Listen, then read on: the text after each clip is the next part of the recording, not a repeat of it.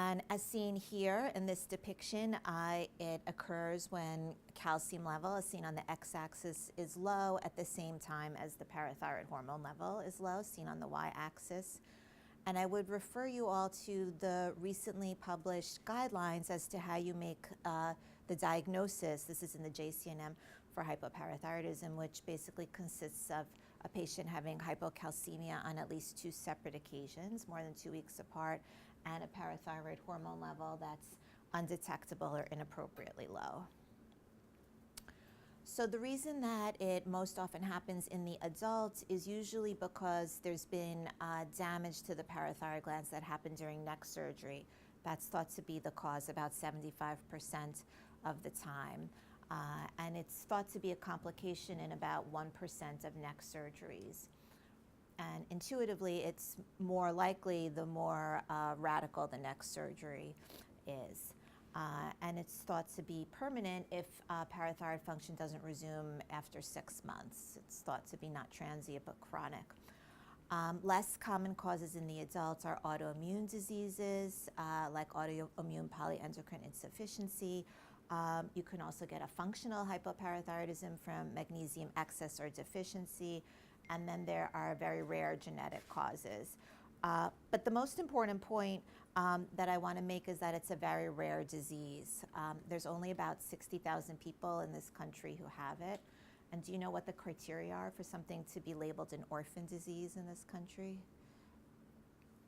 The FDA says it has to be present in less than 200,000 people. So this is certainly in this classification of being an orphan disease. And you probably know this physiology of what happens when we don't have enough parathyroid hormone. But first of all, we normally have parathyroid hormone conserving calcium at the level of the kidney. So without parathyroid hormone being present, the kidney is not going to be able to hold on to enough calcium, and it's going to be inappropriately lost in the urine. Parathyroid hormone also is going to increase the activity of the 1-alpha hydroxylase enzyme and stimulate the conversion of 25-hydroxyvitamin D to 1,25-dihydroxyvitamin D. And that, of course, is going to lead to more intestinal absorption of calcium and phosphate. So if you don't have enough parathyroid hormone, that enzyme's not stimulated, so you're not getting enough intestinal absorption of calcium. And then lastly, parathyroid hormone is going to stimulate bone remodeling and thus mobilize calcium and phosphate stores from the bone to put into the circulation. So you lose that source of calcium as well. And these together lead to the biochemical hallmark of hypoparathyroidism, which is hypocalcemia, as well as hypercalciuria, and as well as hyperphosphatemia. So any of you who take care of these patients know what are the main things that they complain of? Yeah, so they'll say typically that they get numbness and tingling in their fingertips and their toes and around their mouth, so they know when their calcium is low. If it's more serious, then it can progress to be tetany, which you might see, if you inflate the blood pressure cuff. It can also even progress to seizures or laryngospasm if the hypocalcemia is severe. And I'll refer you again to this JCNM paper that goes over the guidelines for conventional management. And as you probably know, the usual treatment is to give them calcium and activated vitamin D, 125D. And you're also supposed to monitor them on that treatment with at least once yearly measurements of biochemical indices, including calcium, phosphate, magnesium, their kidney function, and a 24-hour urinary calcium level. So what our research has focused on for the past decade is what happens to bone when parathyroid hormone is absent from the circulation. And we first got interested in this because we observed in a group of our hypoparathyroid patients that their bone density was all much higher than that of age and sex matched controls. And we weren't the first people to have observed this, but we thought it was interesting to explore why this might be happening. Was their bone stronger, and what was making it denser? And there was one small study that looked at this in more detail before us by Langdell and colleagues. And they did a very tiny bone biopsy study where they looked at 12 patients who had hypoparathyroidism. They were treated with vitamin D and calcium. And what they saw was that they seemed to have more bone volume, although this wasn't a significant trend. But what they did see very dramatically was that bone formation was markedly reduced. And activation frequency, or a marker of how much the bone was remodeling, was also very reduced. And what these investigators also did was to kind of visualize what the remodeling cycle was in a hypoparathyroid patient as compared to a control. So you could see here that the resorption depth is different and the whole formation period is dramatically elongated in a hypoparathyroid patient. So the whole bone remodeling cycle is sluggish and prolonged. And what they also demonstrated was that with each cycle in a normal person, there was a tiny net loss of bone. So that's comparing the amount of bone that's deposited versus the amount of bone being removed.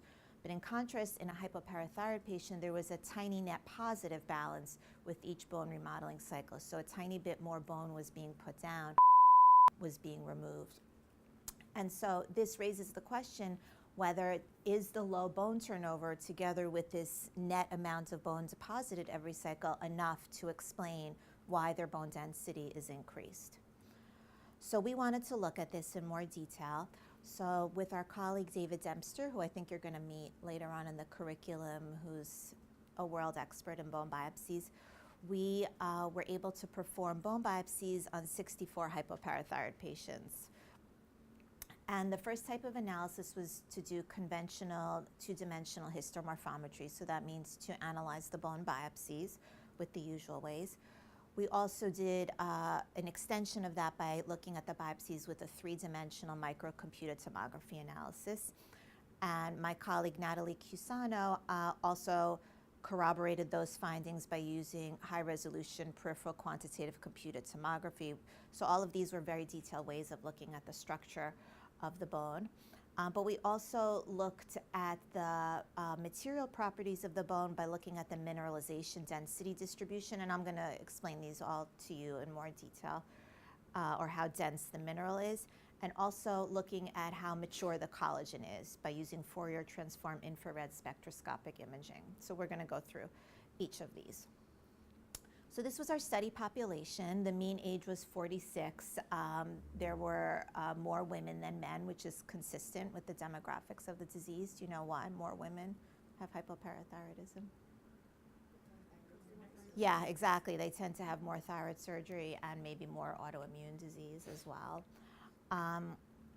Our breakdown was pretty much 50-50. About half had postoperative hypoparathyroidism, about half had idiopathic or autoimmune, and they had been hypopara for a mean of 15 years.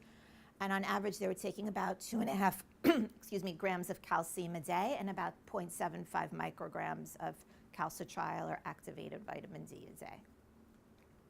And their biochemistries were pretty much what you would expect from a hypoparathyroid population that's on calcium supplementation. So when we first did the biopsies, this is what we saw. And I know this has this yellowish tint, but hopefully just by eyeballing it, you could see that if you look at the trabecular structure here, you could see that the trabeculars seem thicker and more dense as compared to normal.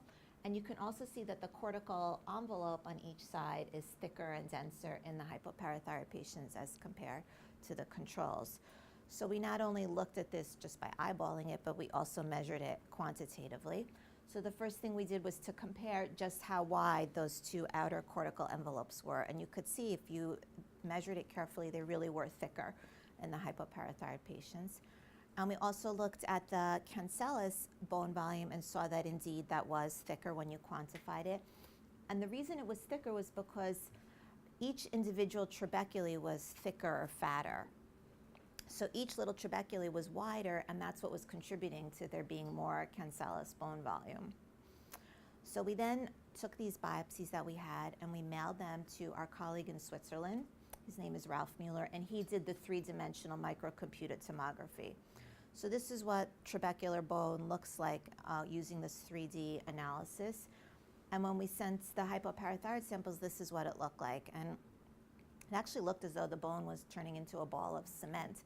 And at first we even thought that it might be a mistake, and that Ralph, instead of imaging the trabecular honeycomb Swiss cheese part of the bone, was actually imaging the solid cortical bone, because this looked like solid cortical bone, as though the trabecular bone was in fact becoming corticalized. And we even coined a term based on this. We said it was corticalization of trabecular bone, because it's like the trabecular bone is turning into cortical bone. And in fact, the exact opposite mirror phenomenon has been seen in primary hyperparathyroidism, where it looks as though the cortical bone is becoming more filled with holes and turning into trabecular bone. So there it's been called the opposite thing, which is the trabecularization of cortical bone. But here we thought we were seeing the corticalization of trabecular bone, if everybody gets that. Yes? And these are normal calcium. Excuse me, the controls, yes. Is that what you're asking? They were normal and healthy? Oh, no, I'm sorry. I mean, their calcium levels are normal? Or are they hypocalcemic? The hypoparathyroid people? They all had normal to low levels of serum calcium, because they were all on calcium supplementation. So some of them were frankly below the normal range, and some of them were in the low end of the normal range. And so we were able to quantify these pictures also. And we could see, as we had seen beforehand on the regular two-dimensional biopsies, that indeed there was more cancellous bone. And indeed it was, because each individual trabecula was thicker and fatter, as we saw. But what we were also able to see was that there were more of them. So it wasn't just that each individual one was fatter, but that there were more of them packed into the same space. So together, having more numerous trabeculae and thicker trabeculae is what was leading to more of the cancellous trabecular bone volume. And you can also do a measure of trabecular separation, which is kind of the reciprocal, and it just shows how packed they are together. And we saw there was much less trabecular separation in the hypoparabone, because there were so many more trabeculae squished into the same space. So this basically kind of extended what we had seen on the two-dimensional tests. We were also able, with the MicroCT, to get a measurement called structural model index. And that's a way that you could look at one trabeculae and see if it looks more like a plate or more like a rod. And which one do you think is better for bone strength, to be like a plate or to be like a rod? So plate-like is stronger, because rod is like very thin. So usually we think it's a very good bone strength feature if a trabeculae is acting more like a plate, and that's a lower number on this scale. And it's bad if a trabeculae has more rod-like features, and that's a higher number. But their bones was so plate-like that it was actually a negative number. It was like overly plate-like. So it's almost like, was this too much of a good thing? You know, is their bone so overly thick and dense? You know, is that a good thing or not? And we'll come back to that. And we also saw that the trabecular had this greater feature of connectivity density, which means they were more connected. And I briefly mentioned this before, that Natalie, my colleague, extended these findings to look at the peripheral sites. So are you familiar with high-resolution peripheral quantitative computed tomography? So it's a way of doing CT at the wrist and at the ankle that gives a very highly detailed picture of the 3D structure of the bone. So it's a little bit like doing a bone biopsy without a bone biopsy. So it gives very high resolution pictures. And what Natalie basically found was that at the wrist and the ankle, so not at the hip, which was where we were doing the bone biopsies, but at the wrist and the ankle, she saw very similar findings. Namely, there were greater amounts of both trabecular bone and cortical bone. So it showed that these findings were also present in the peripheral skeleton and not just in the central skeleton. So what we did with the bone biopsies was that we tetracycline labeled them. Are you familiar with the purpose of doing that? So, because we want to get a picture from the bone of what is actively, dynamically going on. So not just to look at the structure, but also to look at bone turnover. So what you do is you give the patient 3 days of tetracycline. Do you know why? Tetracycline? Yeah, it'll fluoresce in the bone. So they take it for 3 days, then they don't take anything for 12 days, and then they take it again for another 3 days, and then you do the bone biopsy. And the idea is that each of those 2 3-day courses will fluoresce and make 2 lines in the bone. So it's a little bit like looking at rings on a tree. you could see how much new bone was laid down during those 12 days between the first round of tetracycline and the second round of tetracycline, or how well the tetracycline was taken up. Does that make sense to everyone? So you could see what it looks like here. I don't know if we could turn the lights off for 1 second. Thank you. So this is what it normally looks like. So this would be the first course of tetracycline and then the second course of tetracycline. So you can actually calculate how much new bone was laid down during the intervening time of the labels. And what we saw here in the hypoparathyroid samples was that almost no tetracycline was being taken up at all, that the bone turnover was so low and there was so little bone formation that almost none of this was being incorporated into the bone. And we were able to quantify this. We looked at it at 3 different surfaces, the cancellous and the inside of the cortical and the outside of the cortical. And what we saw was that the mineralizing surface, that actually means how much new bone is taking up the tetracycline, was dramatically decreased in the hypoparathyroid patients, which is the yellow, as compared to the control in the blue, which shows that there's just very little of this label being taken up, and that means that there's very little bone formation going on. You can also calculate the mineral apposition rate, which is basically what the distance is between the 2 tetracycline labels, and you could see that was dramatically decreased in the hypoparathyroid patients.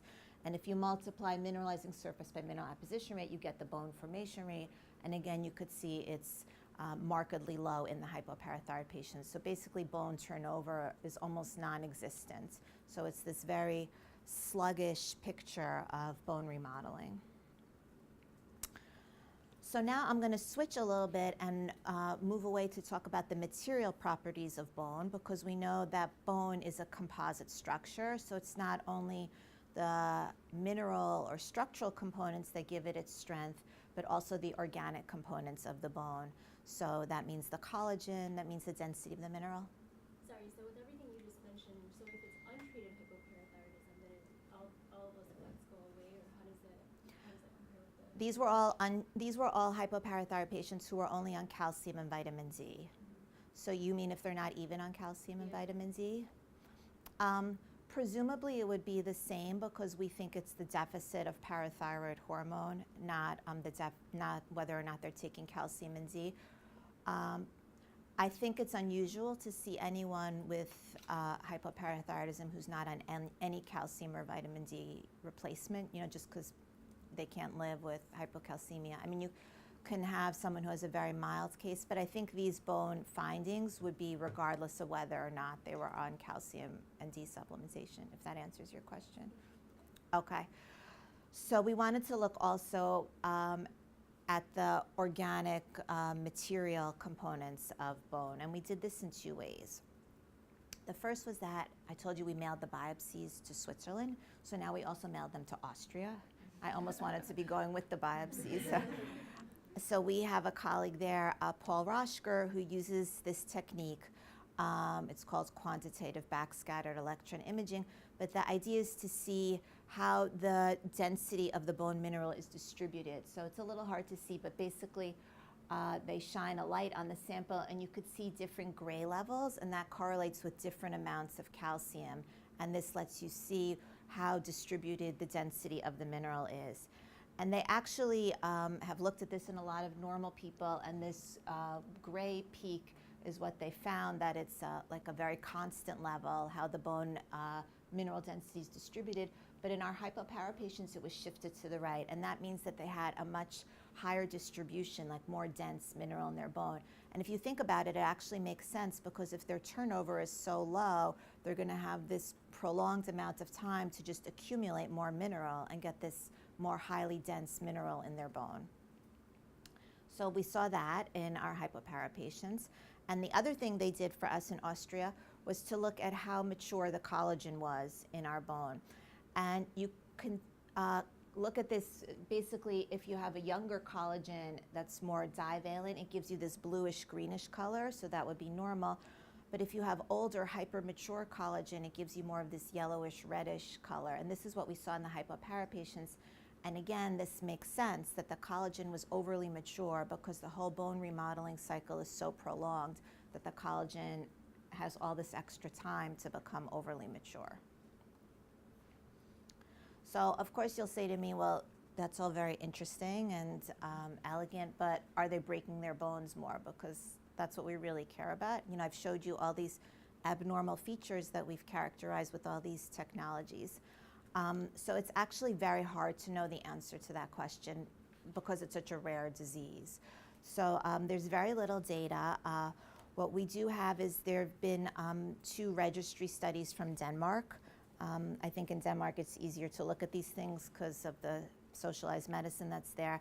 And basically they found that there's really no difference in the fractures. There was one study that looked at patients who had post-surgical hypopara, one patient who had idiopathic or non-surgical hypopara, and there was no difference, although there was some suggestion that maybe non-surgical patients were more likely to have fractures in the upper extremities, but they did show that in the surgical patients, maybe they were less likely to have fractures in the upper extremities. So I think the bottom line is that we really don't know, and that's because the fracture data are so few. So to summarize the first part of this talk, which is what the bone properties are in hypoparathyroidism, we saw that they have greater cancellous bone volume, and that's due to the fact that they have fatter and more numerous trabeculae that are very plate-like. We also saw that the cortical bone is thicker. We saw that they have a very decreased remodeling rate, so that's due to the low bone turnover state. And we saw that they have an increase in their mineralization density and an increase in their collagen maturity, and these are a result of the bone turnover being so low. And again, the fracture data are very limited. So the next question that we asked was, what happens to hypoparathyroid bone if you give these patients parathyroid hormone? So it's very exciting and appealing to think of giving it to these patients because it's the last endocrine deficiency disease that we have that hasn't been treated yet by replacement with the appropriate hormone. So someone has diabetes, you give insulin, they're hypothyroid, you give thyroid, they're hypoadrenal, et cetera, et cetera. So this was the only endocrine deficiency disease that up until now you weren't able to give the exact hormone that was missing. And we actually weren't the first people to think of this idea. Have you heard of Fuller Albright? He's like the father of metabolic bone disease. So he actually had a patient in 1929 who came to see him, a 14-year-old boy who had had a tonsillectomy and had severe hypoparathyroidism, and he was in almost constant tetany and seizing, and his calcium was in the 5s. And Fuller Albright gave him PTH extract and really saved his life, and the calcium levels rose up into the normal range, and he was able to do fine. What's really amazing is that 86 years after that, this treatment has now been FDA approved. You probably know. In January of 2015, the FDA approved it. It's known as Natpara for use in the treatment of refractory hypoparathyroidism. So just to refer you yet again back to this guidelines paper, these are the situations where you would consider using Natpara in any of your clinic patients who have hypoparathyroidism. So you need to demonstrate that their serum calcium is not adequately controlled on calcium and vitamin D. And this practically means that they're taking more than 2.5 grams of calcium a day or more than 1.5 micrograms of calcitriol or activated vitamin D a day. It could be that they have hypercalciuria or some impairment in renal function. We think that PTH therapy helps to conserve calcium at the level of the kidney, so we think it helps with hypercalciuria. They could have hyperphosphatemia, or if you multiply the calcium times the phosphate serum levels, if you get a product that's 55 or greater, that's thought to also be an indication for it, because that is thought to increase the risk of precipitation and peripheral calcification occurring. If they have malabsorption, so they won't be able to appropriately respond to oral supplementation. And then there's this parameter of reduced quality of life, which is a bit of a soft parameter, but in separate data we've found that a lot of these patients complain of difficulties with cognition and difficulties with depression and anxiety. So we treated our 64 hypoparathyroid patients with PTH. At the time when we did this back in 2004, you could only give it 100 microgram dosages. Now, if you prescribe Natpara, you can give it as 25, 50, 75, or 100 microgram dosage, so you can tailor it more individually to your patient. But at this point, we only had the 100 microgram dose, and we did some preliminary studies that showed that it seemed to be best to give it every other day, that otherwise it would make their bone turnover and their calcium levels too high. So we went ahead and did this. And after 2 years, what we saw in terms of bone density changes was that the bone density in the lumbar spine actually started to increase a little bit. It was slight but significant. The bone density at the femoral neck and the total hip didn't change, and the bone density at the cortical site, which is the distal 1/3 radius, slightly but significantly decreased. So this was very interesting because it seemed to suggest that there's a differential effect of how PTH is acting at the skeleton in these patients. That at the trabecular area, which is really the spine, that there might be something of an anabolic effect, while at the cortical bone, which is really seen by the wrist, there might be something of a catabolic effect. And we'll come back to this idea some more. So we then decided that we were going to do repeat biopsies on all the patients who had already undergone the first biopsies.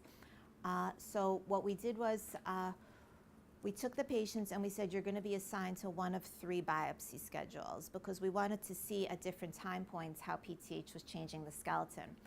So first, you could have had a biopsy at 1 year. So you did the tetracycline label protocol that I explained to you. So this was baseline, and then at 1 year you were assigned to repeat it, to do the tetracycline labeling and the biopsy. Or you could have the same baseline biopsy with tetracycline labeling and then repeat it at 2 years, because we wanted to see the difference of what's happening to the bone after 1 year versus after 2 years of PTH. But then the third protocol that we did was something called a quadruple label protocol. And this was where we wanted to see the very early 3-month effects of PTH, and I'll explain it to you here. So here the idea was that we gave the usual tetracycline label. Remember, you take it for 3 days, nothing for 12 days, take it for 3 days again. But then instead of doing the biopsy at that point, we just said to the patients in that group, go ahead and start PTH. Take the PTH for 3 months. And then after 3 months, we made them do a labeling protocol again, but this time we used declamycin instead of tetracycline. Can you think why that might be? Yeah, it fluoresces a different color in the bone. So they did the same thing, but now with declamycin, 3 days on, 12 days off, 3 days on, and then we did the biopsy. So it was almost like doing 1 biopsy, but seeing the results of 2. Because it's called quadruple label, because you could see the first set of labels from before the PTH with the 2 tetracycline labels, and then you could see the second set of labels, which was after 3 months of PTH with the 2 declamycin labels. And it was a very elegant way of being able, in 1 biopsy, to look at these early results of PTH treatment, and it didn't have a lot of the site-to-site variability that you otherwise can have with these paired biopsy studies. So those were the 3 follow-up ways that we did. And this is what the quadruple label looks like, because you would have the 2-month double labels and then the 3-month double labels. So it's 2 sets of double labels. So when we did this, we were able to really catch these different time points. We had the baseline pre-PTH bone, what it looked like. We had the 3-month PTH from that quadruple label protocol. We had the 1-year PTH and the 2-year PTH, so we could get a whole time course. So this is what I already showed you at baseline, that the mineralizing surface, or the amount of bone that's taking up the label, was very low in the hypoparathyroid patients as compared to the controls. That's what we saw already. And that at 3 months, you could see it really shot up and was much higher than it had been at baseline. And at 1 year, it seemed to shoot up even more. So it was this very robust, very exuberant response. It's like the bone was waking up and being very stimulated by the PTH. And then at 2 years, it wasn't quite as strong. It was still higher than it was at baseline, you can see, but it wasn't to the same extent that it had been at 1 year. And reassuringly, when we looked at bone turnover markers, so P1NP, as you know, is a marker of bone formation that you measure in the blood, and serum CTX is a marker of bone resorption that you measure in the blood, we really saw a very similar pattern, which was that everything seemed to peak at about 1 year here, between 9 months to 1 year. with both bone formation and bone resorption. And then by 2 years, it seemed to come down. So it didn't go back down to how low it was at baseline, but now is actually more in like a normal euparathyroid range. So it's like this real burst peaking kind of at 1 year of stimulation, and then sort of trickling back down, but not so as low as it had been at the very beginning. So when we looked at the structural parameters, so remember I told you that the trabeculae were thicker and fatter in the hypoparathyroid patients, so they started to get thinner at 1 year. And in the 2-year group, that trend kind of persisted, but it didn't reach statistical significance. But that gave us a hint that maybe these overly thick, fat trabeculae were starting to thin down. And what was really interesting was that there seemed to be more trabeculae. So remember, I showed you that at baseline, by the 2D there wasn't a difference, but by a 3D there was a decrease in trabecular number. Here at 1 year there started to be more trabeculae, and at 2 years there were clearly more. So what that seemed to show us was that the trabeculae were getting thinner, but that there were more of them. So they were kind of like splitting up, and I'll show you some pictures of that. So instead of having like one thick trabeculae, in place of that you were having 2 thinner trabeculae. The cortical width showed some trends, but did not reach statistical significance. But cortical porosity, do you guys know what that is? The amount of holes that are in the cortical bone. So there's like tiny microscopic holes that are in cortical bone. And that clearly was going up at 1 year, so there were more holes. The bone was becoming more porous. So we had this thick slab of cortical bone at baseline that wasn't permeated by any holes, but then at 1 year there were more holes, and at 2 years there were more holes. And traditionally we think of cortical porosity as a bad thing that weakens bone, but I think one of the intriguing things in this situation is maybe it's a good thing. You know, their bone was so thick, maybe having more of these tiny perforations is a good thing. And it's probably easier to look at it all in a picture. So this is in the trabecular bone, what the hypoparathyroid bone looked like at baseline, and this is to show you that it's these thickened, fat trabeculae. And then what happened with PTH is that an osteoclast comes and tunnels in and drills down between this one thickened trabeculae and leaves behind it 2 thinner trabeculae. So whereas before you had 1, now you have 2. And that's why the trabeculae are thinner now, but they're more numerous because there's more of them. And this is a phenomenon that's known as trabecular tunneling. And a very analogous process was happening in the cortical bone, where you see here this very dense cortical bone with almost no or few pores in it. And you could see there's more cortical tunneling resorption here, and that's creating more of these microscopic holes in the bone. So really making the bone thinner. We also sent the samples back to our friends in Vienna. So remember, they had found that the mineralization density was increased or shifted to the right because they had so much prolonged time for mineralization. And what we saw with PTH was that the curve became shifted to the left. And you can even see these darker areas. That's where calcium hasn't had as much time to accumulate yet in the new bone, so it's less mineralized, a lower mineralization density. So this makes sense because it's new bone that's being formed that hasn't had time to become encrusted with all this mineral. But one interesting thing which we don't understand yet is that these changes happened in cancellous and cortical bone. The mineralization density decreased, shifted to the left with PTH, but it only lasted for 1 year. And then after 2 years, it was back to where it had been at baseline, the increased mineralization density distribution. And you know, we interpreted this as meaning that there's a transient decrease in mineralization density, and it didn't seem to persist out to 2 years. And when we also looked at our MicroCT samples, we saw a similar thing, which is that you could see, again, remember we talked about this corticalization of trabecular bone, where it's looking more like a ball of cement. So you could kind of visualize here that the trabeculae seem to become a little thinner, and perhaps there's more of them that are there. So it's less of this like solid look and more of the typical honeycomb Swiss cheese look that we come to think of. But again, this only happened after 1 year, and it didn't seem to stick around after 2 years. And similarly, we were able to do this simulated compression where you pretend you're crushing the bone. It's called finite element analysis. So it's a surrogate for seeing what would happen in terms of fracture. It's not as precise as reporting on a real fracture, but it gives you an idea of what the mechanical properties are. And we saw that at 1 year, these parameters of mechanical strength, Young's modulus and force, increased. But again, these measures of improved bone strength didn't seem to last out to 2 years. So we don't really understand yet what that means, but we think there's some kind of transient beneficial effect, and we just don't know if it really persists. So the last brief part of this talk is what are the long-term data, because if you give PTH or Forteo to your osteoporosis patient, how long do you give it for? How long?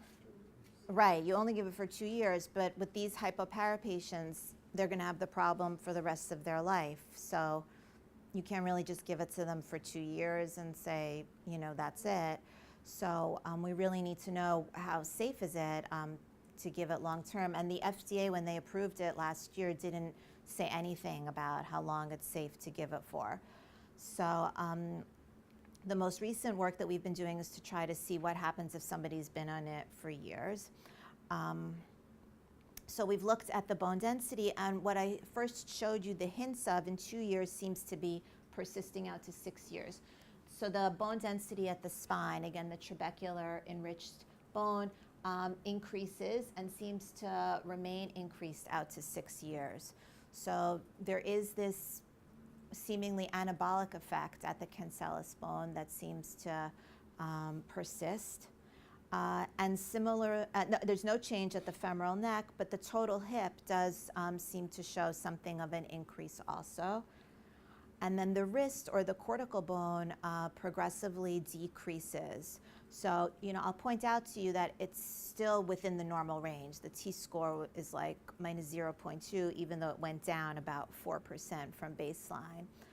So it's very similar to actually the pattern we see if you give PTH or Forteo to your patients who just have postmenopausal osteoporosis, because if you guys have ever done that, usually you see that the bone density at the spine improves, maybe it improves at the hip, and sometimes you can see a loss of bone density at the wrist when you give Forteo. So the question here is, you know, is this a good thing or not, what we're doing? I mean, it might be that it's not truly building new bone at the trabecular spot. It might be more that these, bless you, more numerous, thinner trabeculae are being interpreted by the bone density as being thicker bone, and really it just might be these more kind of like split in half trabeculae. And it might be that actually having a decrease in cortical bone density is a good thing. You know, if we knew that the patients were fracturing more at cortical sites, like at their arms and legs, that would be concerning, of course, but we don't have evidence for that. In terms of the bone turnover markers, it seems, remember I told you that they really shoot up at 1 year, so they still seem to remain elevated out to 6 years. Again, it's not as high as it shot up to at 1 year, but it's higher than it was at baseline, and it's really very comparable to a normal euparathyroid range. So this is important because it shows us that the PTH is still working to stimulate the skeleton 6 years out. And this is the last data that I'm going to show you. This is very preliminary data where we've now done a third bone biopsy on some of our patients who've been on PTH for an average of 6 years. Some of them are 5 years, some of them 7 years. But it's very interesting because it suggests that PTH might still have not only a persistent but a progressive effect to stimulate bones. So you could see, remember I showed you at baseline that there was almost no tetracycline label being taken up. But we see at 6 years there's still a very high amount of label, and it even seems to be higher than what's in normal people. So this is a tiny sample size. We only have the data so far in 6 patients, although we've done it in about 6 more, but we just haven't analyzed it yet. But it does seem to suggest that the PTH is still certainly acting at the skeleton, and the effect might continue to be increasing over time. And similarly, we see that the cancellous bone volume continues to be higher, perhaps higher than control, and so does the number of the trabeculae, and so does the porosity of the cortical bone. So it seems to suggest that the PTH is still working. You know, whether it's even working to more of an extent than we want it to be, we don't know. So to summarize, what I showed you happens to the hypoparathyroid skeleton with PTH treatment is that there's more cancellous bone volume, And this seems to be because there's more of the trabecular number with this tunneling phenomenon, which is what I showed you, where the osteoclast drills down and separates one thick trabeculae to two thinner ones. There's an increase in cortical porosity, or the holes in the cortical bone. The remodeling rate increases, it shoots up at 1 year and then seems to remain elevated for at least 6 years out. And there was this transient 1-year decrease in mineralization density and a transient increase in bone strength. So these things happened at 1 year, but didn't seem to persist out to 2 years. We don't know yet what happens at the further time points with these parameters, like 6 years. So in conclusion, we could say that PTH certainly stimulates the hypoparathyroid skeleton, but it's very important to emphasize this is really different than what we think about in osteoporosis, postmenopausal osteoporosis, because there the goal is to make the bone thicker and denser. And here, maybe the goal is to make the bone thinner and less dense. So it's really might be the opposite paradigm of what we think about.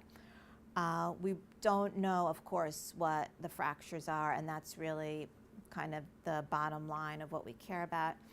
And I just want to leave you with this idea that it might be that if the skeleton was continuously exposed to a constant level of PTH, it might not have this very extreme anabolic trabecular effect and catabolic cortical effect.